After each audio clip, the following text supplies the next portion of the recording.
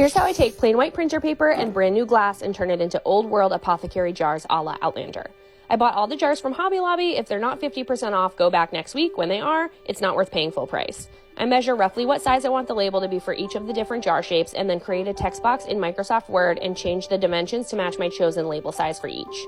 I created this list of herbs and medicines used by Claire in the show that I refer to while crafting the labels and Googled ones I wasn't familiar with to note what they looked like so I could accurately fill the jars later. I added vintage handwritten font and alternated between two favorites for variety. Then printed on plain white printer paper and cut to size. Now the fun part. I'm going to start distressing the labels by crumpling them up into a super tight little ball to create some wrinkles and repeat the process. Then I go in with some black tea to stain them and rub in some coffee grounds for added color and texture. Place on a baking sheet and in the oven at 200 degrees for 5 to 10 minutes until they're dry and nice and crinkly. For added dimension and color variation, I go back in and add a few concentrated droplets of tea on each and coffee grounds again until you have a big ol' mess that looks like this, and back into the oven for another 5 to 10. I paint matte Mod Podge onto the back of the labels to affix to my jars and distress some more by peeling corners, pinching and pressing the paper to create more wrinkles, and adding some tears. Then I definitely didn't make mud at midnight. Yes, I did.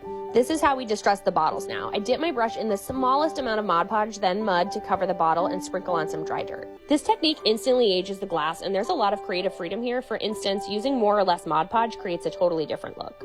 I want to be able to see what's inside, so once they're dry and chalky, I rub away some of that film so it's not too opaque. The jars already do come with corks, but I switched some out for other materials like cotton and leather to add some variety the way they do on the show. I still have a lot of work ahead of me to fill them and finish styling the apothecary, but in the meantime, here's a fun project to tide you over while you wait for Kevrose Farm's Houselander Droughtlander to finally be over.